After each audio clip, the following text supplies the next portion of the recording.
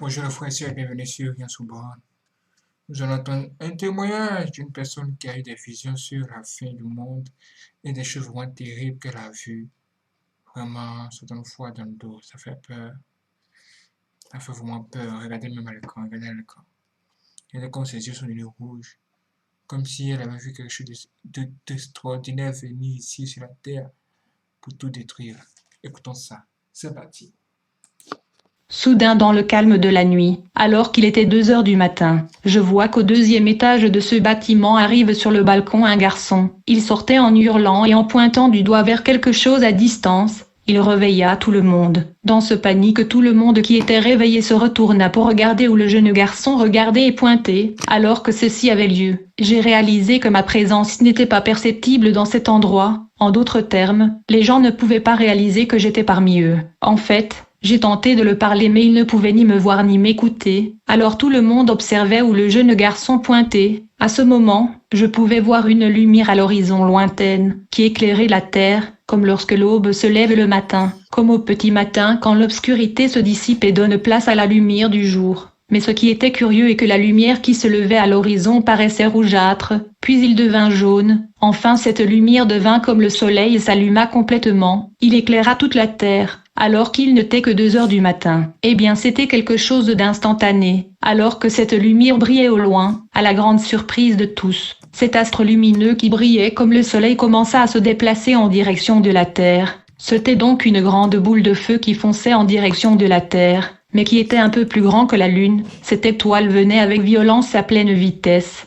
Il passa exactement au-dessus de nous, le ciel et la terre étaient éclairés par cette étoile, comme si le soleil était au milieu de la journée. Tout était éclairé par la lumière de cette corps céleste. Il était 2 heures du matin mais on pouvait voir la ville et tout autour, car la terre était éclairée comme s'il était midi ou demi-journée. Ce que je vais vous dire par la suite est difficile pour moi. Ce sont des choses qui sont dans ma mémoire que le Seigneur m'avait montrées, qui sont très difficiles à dire. Je n'ai pas pu oublier ce que j'ai vu. Cette boule de feu qui avait éclairé la terre la nuit brûlait tout sur son passage. Les bâtiments s'écroulaient et brûlaient. Certains sont tombés, d'autres non. Quand cette étoile arriva là où nous étions, je me retournai pour voir les jeunes qui étaient dans ce quartier. J'ai vu les jeunes brûler.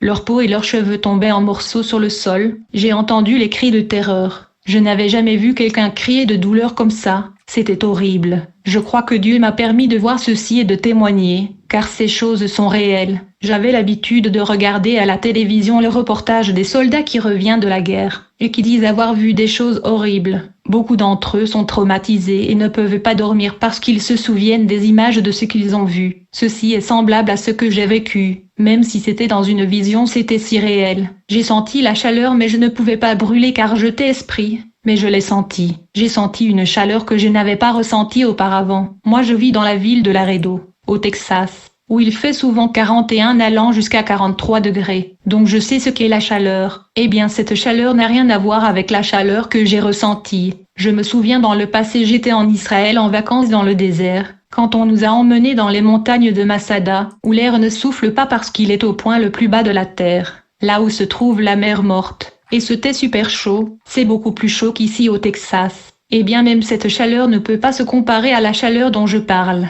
Cette chaleur était différente. C'était comme si un feu qui vous passait au travers. J'ai voyé comment tout brûlait. La Bible dit, aussitôt après ces jours de détresse, le soleil s'obscurcira, la lune ne donnera plus sa lumière, les étoiles tomberont du ciel, et les puissances des cieux seront ébranlées. Alors le signe du Fils de l'homme paraîtra dans le ciel. Toutes les tribus de la terre se lamenteront, et elles verront le Fils de l'homme venant sur les nuées du ciel avec puissance et une grande gloire. Frères et sœurs, une fois que cet astre lumineux est passé par-dessus, ce météorite alla frapper à l'autre bout de l'horizon.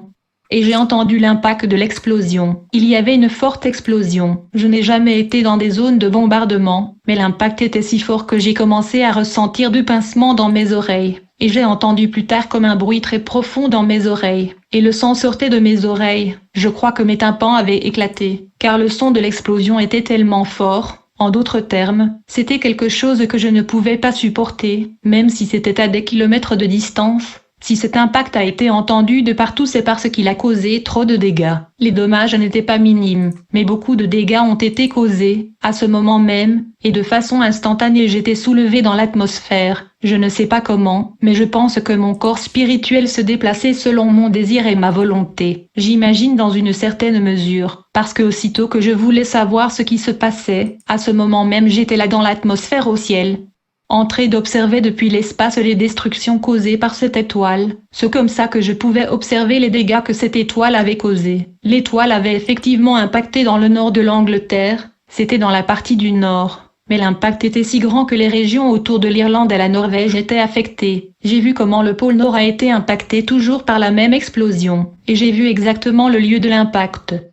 Cette boule de feu provenait exactement du nord de l'Italie. C'est là que ça atterrit en premier lieu, et donc cette étoile est entrée dans notre atmosphère par l'Italie. Il a commencé par brûler le nord de l'Italie, et toute la partie nord-ouest du pays, et acheva sa course dans le nord de l'Angleterre. Comme j'étais dans l'atmosphère, je pouvais voir la trajectoire de cette étoile, car je regardais la Terre à partir de l'espace. Je pouvais voir avec précision ce qui est arrivé. J'ai vu une ligne noire sur la carte de l'Europe. C'était la trajectoire où cet astre lumineux passa et brûla tout ce qui se trouvait sur son passage. Mais j'ai aussi vu comment le pôle Nord a commencé à fondre. Tout commençait à fondre. Et j'ai vu qu'il y avait des grands incendies à travers les continents européens causés par tout ce qui avait été brûlé par cette étoile. Cette chose, je ne sais pas si c'est un météorite ou boule de feu. Dès qu'il entra l'atmosphère terrestre, il avait brûlé et embrassé beaucoup de forêts. Et le pôle Nord avait commencé à fondre. Et je l'ai vu se fondre. Mes yeux étaient capables de tout visualiser, mais je ne sais pas comment. Mais je pouvais voir ce qui se passait. Ensuite, j'ai vu comment l'eau a commencé à augmenter. L'eau douce a commencé à augmenter et cela affectait les océans. Cela affectait le temps. Cela affectait même les petites îles ou les côtes. Mais il y avait quelque chose que j'avais constaté, comme si l'impact de cette étoile avait contaminé l'eau. C'était comme de la radiation, quelque chose était relâché par cette étoile qui a rendu l'eau amère. Les gens ne pouvaient plus boire de l'eau, parce que j'ai vu des gens approcher du bord de rivière et essayer de boire de l'eau, mais ils ne pouvaient pas le supporter.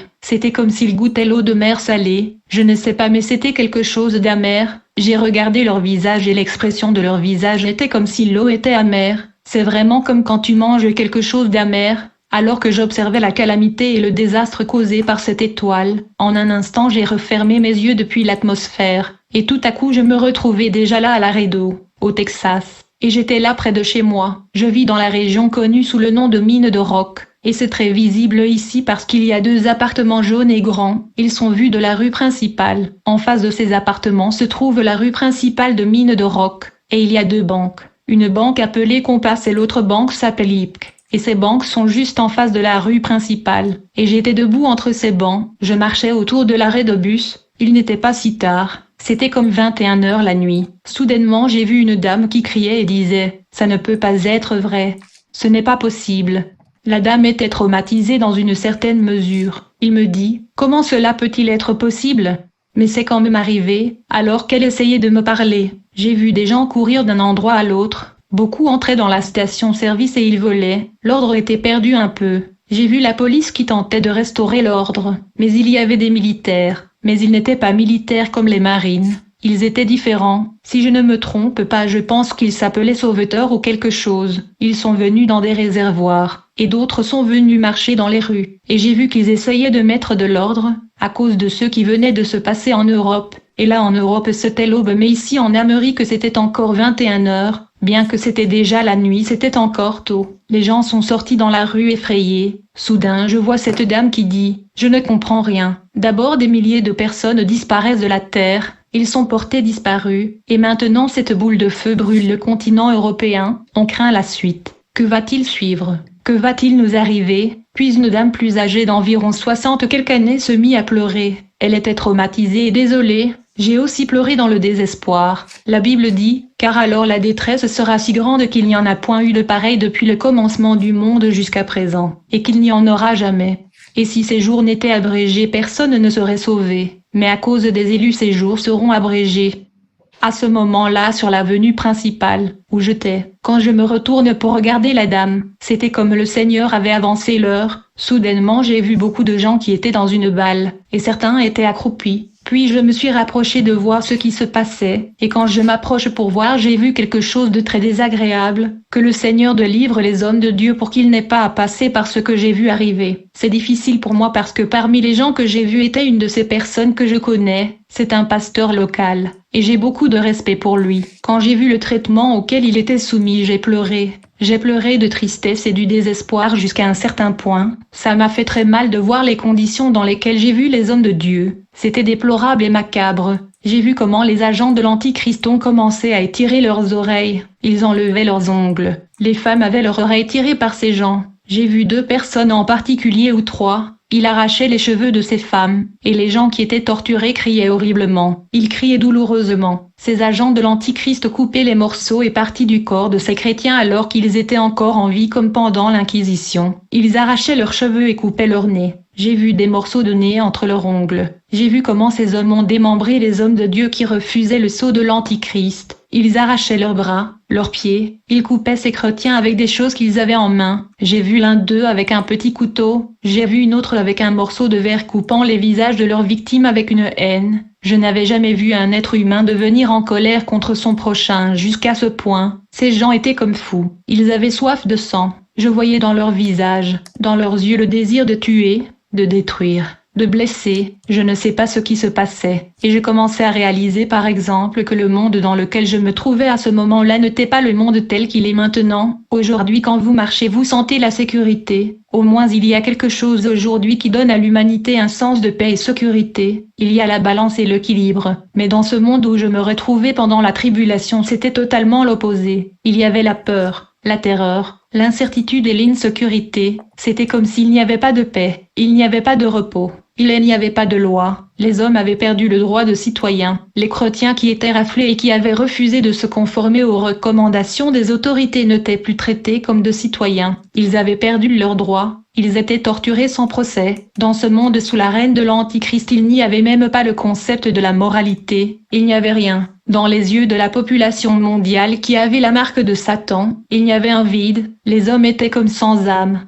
Il n'y avait que des désirs de blesser. En ce moment, j'ai vu ces captifs qui refusaient la marque de Satan. Ils étaient défigurés, traités comme des animaux. Leur œil était arraché de leur trou. Le couche de leur peau était enlevé avec le fer chauffé à haute température. Les gens mouraient parce qu'ils saignaient. Ils perdaient connaissance à cause de la douleur. À ce moment-là, je me souviens que je me suis arrêtée et je me suis demandé, dans quel monde je vis? Qu'est-ce que c'est? J'ai dit Seigneur, qu'est-ce que je fais dans cet endroit? Tout ceci veut dire quoi? Que me montrez-vous? Par moments j'étais sûre que c'était une vision, d'autre part ce que je vivais était si réel que je n'y croyais pas, la violence était vraiment si forte que je voulais sortir de ce monde insupportable où j'étais. À ce moment, je suis allée derrière la banque en courant, la maison de mes parents était à environ 5 pas de maison. Quand j'ai pensé à mes parents, soudain, je ne sais pas comment mais je me suis retrouvée à l'extérieur de la maison de mes parents. Quand j'allais entrer dans la maison de mes parents, j'ai remarqué quelque chose. La maison était différente. Mon père était une personne qui aime beaucoup les plantes. Il les arrosait le matin, dans l'après-midi, mais ces plantes étaient secs, comme s'il ne faisait plus attention à ces plantes. Puis j'ai vu des voitures étranges garées devant la maison de mes parents. Quand je suis entrée, j'ai vu que la maison avait d'autres meubles. La seule chose qu'ils avaient dans la maison qui appartenait à mes parents, c'était la télévision dans le salon. Une grosse télé que nous avons achetée il y a quelques années. À vrai dire, la trompette avait déjà sonné et mes parents étaient enlevés dans le ciel. Et j'étais restée sur la terre.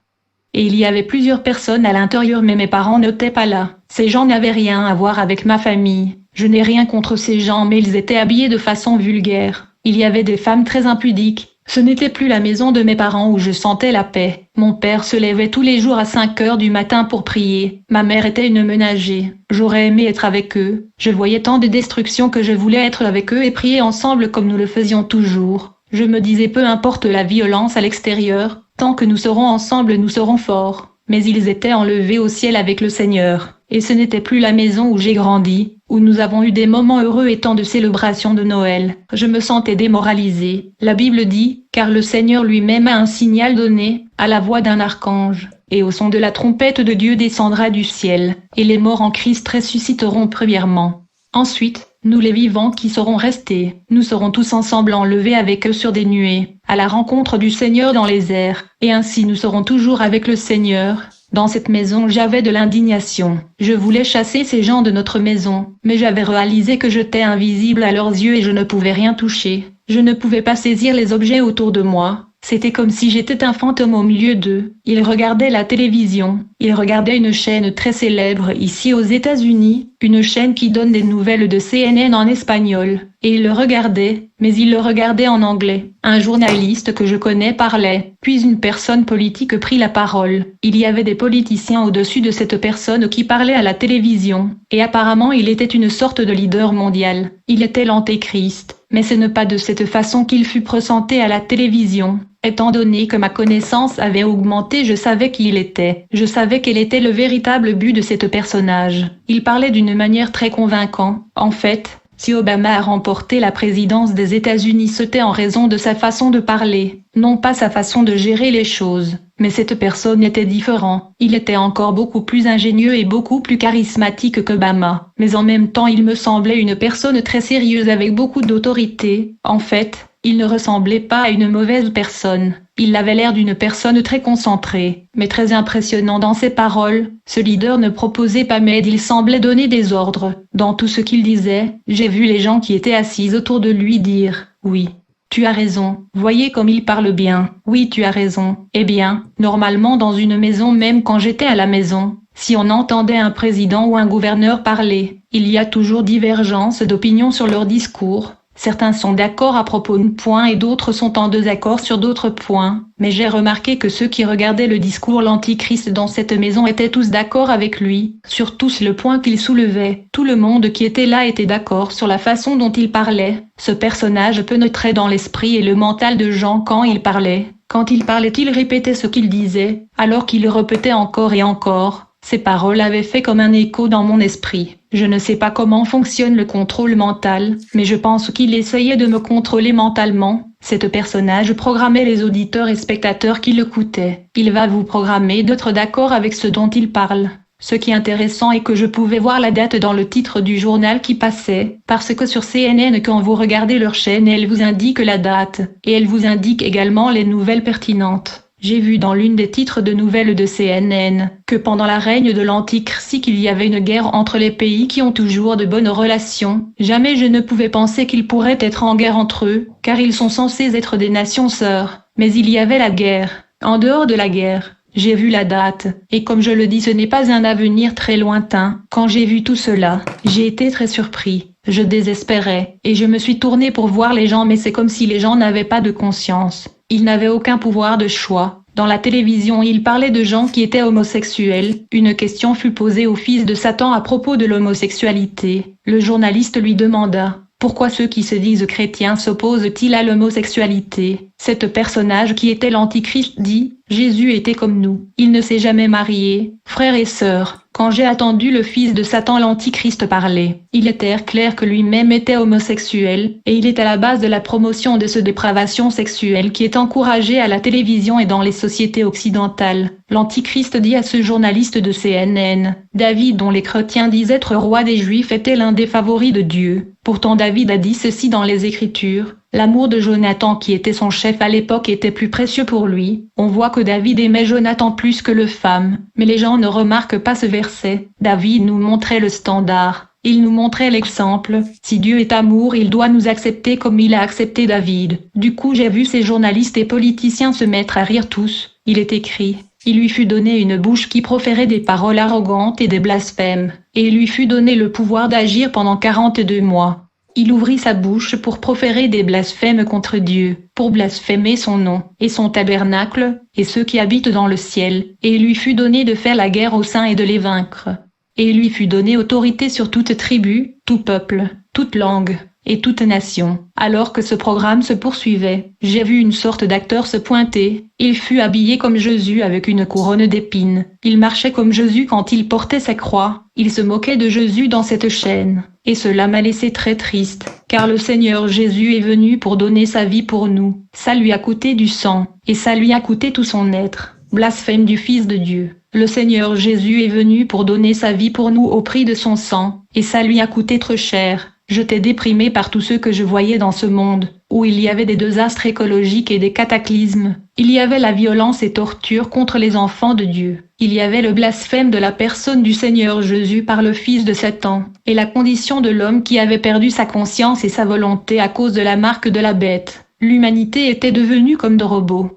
Quand j'ai vu ce que les agents de l'Antichrist faisaient aux pasteurs, comment ils arrachaient les oreilles, le nez, ils criaient sur eux et leur disaient, « Pourquoi n'avez-vous pas enseigné toute la vérité? Pourquoi vous ne leur avez pas parlé du péché qu'ils le toléraient? » Quand j'ai regardé tout le sang de ces enfants de Dieu, je ne pouvais pas le supporter. Une fois que je suis sortie de la maison de mes parents, je marchais lentement comme vaincue en pleurant. Je me suis dit, « Je ne veux pas de ce monde. Je ne veux pas être ici. » Je disais dans mon esprit, « Seigneur, je ne veux pas être ici, emmène-moi d'ici. » Alors que j'étais là au sol, j'étais accroupie entre deux vomirs. C'est alors que je me suis rendu compte qu'il y avait un gentilhomme devant moi, qui était habillé avec une sorte de robe blanche. Il portait une autre tunique comme du café sur le dessus, comme s'il s'agissait d'un manteau. À vrai dire, il était déjà un ancien parce qu'il avait une barbe blanche. Mais ses yeux ont attiré mon attention, parce que normalement les yeux des personnes âgées sont déjà ridés, et ils perdent la luminosité et ils ont l'air fatigués. Mais pourtant ses yeux avaient l'air plus jeunes que le mien. Ses yeux étaient bleus comme de la mer brillaient, très jolis. Son regard était plein de paix et de tranquillité, comme si rien de ce qui se passait autour de lui ne pouvait l'affecter. Quand je regardais cet être qui se tenait à côté de moi, en ce moment, je ne sais pas, je me suis sentie comme quand vous regardez quelqu'un qui a la réponse à toutes vos questions. C'est comme ça que je me sentais.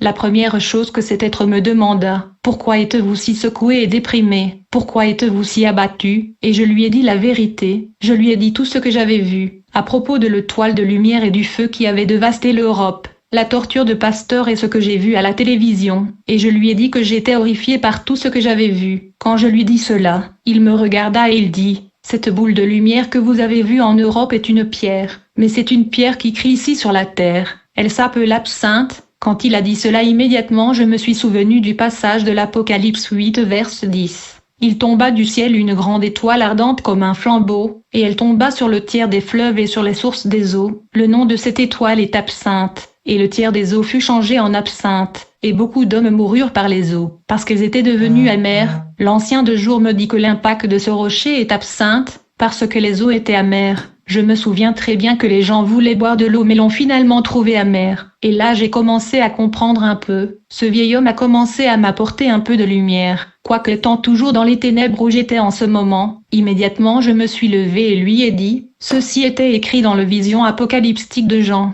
Je me suis demandé comment cela peut-il être possible. J'étais troublée et j'ai commencé à désespérer. C'est alors qu'il me dit, « La paix soit avec toi. » Quand il a déclaré la paix sur moi, j'ai littéralement senti la paix me remplir. J'ai senti que ces mots m'avaient calmé car j'étais troublée. Ils ont calmé mon anxiété. Alors que la paix m'avait envahi, il me dit, « Le jugement et le déferlement de la colère de Dieu a juste commencé. Jusque-là seulement les 5 premiers seaux qui ont été ouverts. Mais les pires arrivent avec l'ouverture de 2 derniers seaux. » L'ancien de jour me dit, « Après ceci le destructeur Apollyon va arriver, et il n'y a rien qui peut lui échapper sur la terre. » Quand il dit ces mots, je lui ai demandé quel destructeur? Qu'est-ce que tu racontes? Je n'ai pas compris. La Bible dit, quand le 5e ange sonna de la trompette, et je vis une étoile qui était tombée du ciel sur la terre. La clé du puits de l'abîme lui fut donnée, et elle ouvrit le puits de l'abîme, et il monta du puits une fumée, comme la fumée d'une grande fournaise, et le soleil et l'air furent obscurcis par la fumée du puits. De la fumée sortirent des sauterelles, qui se répandirent sur la terre, et il leur fut donné un pouvoir comme le pouvoir qu'ont les scorpions de la terre. Elles avaient sur elles comme roi l'ange de l'abîme, nommé en hébreu Abaddon, et en grec Apollyon. Je parlais à cet homme et il me révélait encore des choses plus profondes. Quand j'allais lui poser une question, il connaissait déjà la réponse qu'il allait me donner. Ce que je disais en moi il le connaissait. Je posais la question dans mon esprit pourquoi cette étoile avait dévasté l'Europe. Mais il répondit mes pensées en disant, cette étoile percuta les Européens parce que malgré le fait qu'ils connaissaient la vérité, ils ont livré leur couronne à l'Antéchrist. Et ils se sont placés sous ses ordres de libre amant. Ils ont oublié Jésus-Christ. Ils oubliaient leur devoir de chrétiens. Waouh, vous avez entendu ça? Pour moi, ce sont des choses on n'aime pas toujours entendre. Parce que c'est vilain. Pour ne pas se laisser surprendre, Dieu nous permet de tomber sur tes témoignages. Afin qu'on puisse quand même ne pas oublier que nous devons entretenir notre vie spirituelle et nous préparer à aller au ciel aussi. Dites-moi ce que vous en pensez et je vous donne rendez-vous la prochaine dessus. Il y a un second tour ici. Ça sera demain. Restez connectés. Ou encore, abonnez-vous.